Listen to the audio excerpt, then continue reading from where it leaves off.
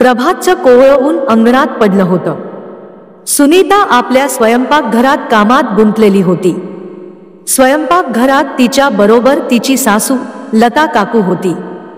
लताबाईंचं वय झालं असलं तरी त्यांची कामातली तालीम अजूनही कायम होती. त्या सकाळपासूनच सुनीताच्या मागे कचाट्यात धरून होत्या. अगं सुनीता, भाजी अशी नाही कापायची. माझ्या वेळी तर आम्ही सगळं अगदी बारकाईने करत असू. आता तुमचं कसं आहे, फक्त लगेच आटपायचं आणि उरकायचं. सुनीता शांतपणे त्यांच्या बोलण्याचं उत्तर देत म्हणाली, हो आई, पण आजकाल सगळं जलद झालं आहे. ऑफिसचं काम, मुलांची जबाबदारी आणि घरकाम सगळं सांभाळावं लागतं. लताबाईंना हे उत्तर अजिबात पसंत पडलं नाही. त्यांना वाटलं सुनीता त्यांचं ऐकत नाहीये. अशा छोट्या छोट्या गोष्टींवरून रोज त्यांचं वाद होत असे. सुनीताच्या मनात राग येत होता, पण ती शांत राहायचा प्रयत्न करायची. तिला समजलं होतं की सासू तिच्यावर रागावते आहे, कारण तिला तिच्या जुन्या पद्धती आणि चालीरीती सोडणं कठीण जात आहे. सुरुवातीला सुनीताचं आणि लताबाईंचं नातं अगदी ताणतणावाने भरलेलं होतं. सुनीताला वाटायचं की तिच्या प्रत्येक गोष्टीत सासू हस्तक्षेप करते आणि लताबाईंना वाटायचं की सून त्यांना मान देत नाही. अशा परिस्थितीत घरातील वातावरण तंग होऊ लागलं होतं. सुनीता काही वेळा स्वतःलाच विचारायची, आई आणि माझं नातं असं का आहे?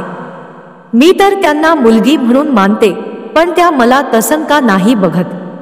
काही महिने असेच निघून गेले. एके दिवशी अचानक लताबाईंना ताप आला. डॉक्टरांनी आराम करण्याचा सल्ला दिला. त्या दिवशीपासून घरातील सगळी जबाबदारी सुनीतावर आली. स्वयंपाक, घराची साफसफाई, मुलांची काळजी सगळं तिने एकटीने करायला सुरुवात केली. लताबाई पलंगावर पडल्या होत्या आणि सुनीताचं काम बघून त्यांना जाणवलं की तिची सून खरोखरच कष्टाळू आहे. सुनीताच्या प्रत्येक कामात तिची तळमळ दिसत होती. आता लताबाईंनी त्यांच्या सुनेच्या कष्टांची जाणीव केली. एक दिवस त्या सुनीताला म्हणाल्या, सुनीता, तुझं खूप कौतुक आहे, तू खूप मेहनत करतेस.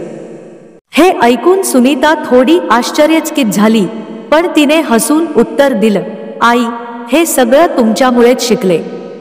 तुमचं मार्गदर्शन होतं म्हणूनच जमलं. त्या दिवशी दोघींमधला संवाद ख्या अर्थाने सुरू झाला. लताबाई आता सुनेला तिच्या कामात सल्ले देण्याऐवजी तिला प्रोत्साहन द्यायला लागल्या. सुनीताला देखील सासूबाईंच्या अनुभवाचा आता अधिक फायदा होऊ लागला. तिने लताबाईंकडून पारंपरिक पदार्थ शिकले, जे तिच्या मुलांना खूप आवडू लागले. यामुळे त्यांच्या नात्यातील अंतर हळूहळू कमी होऊ लागलं. आता घरातील वातावरण पूर्णपणे बदललं होतं. सुनीता आणि लताबाई एकमेकींना समजून घेत होत्या. लताबाई कधी सुनीताशी तिच्या ऑफिसच्या कामाबद्दल बोलत, तर कधी सुनीता त्यांना जुन्या आठवणी विचारून त्यांचं मन रमवत असे. दोघींचं नातं आता मैत्रीत परिवर्तित झालं होतं. एके दिवशी सुनीताने लताबाईंसाठी त्यांचा आवडता गाजर हलवा बनवला.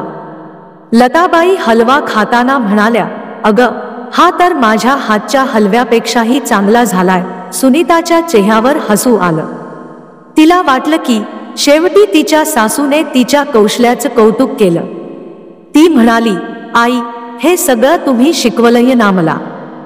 लताबाई हसत म्हणाल्या, हो ग, पण आता तू माझ्याहून चांगली झाली आहेस. कधी कधी जुन्या पद्धती सोडून नव्या पद्धती शिकणं गरजेचं असतं, हे मला आता कळतंय.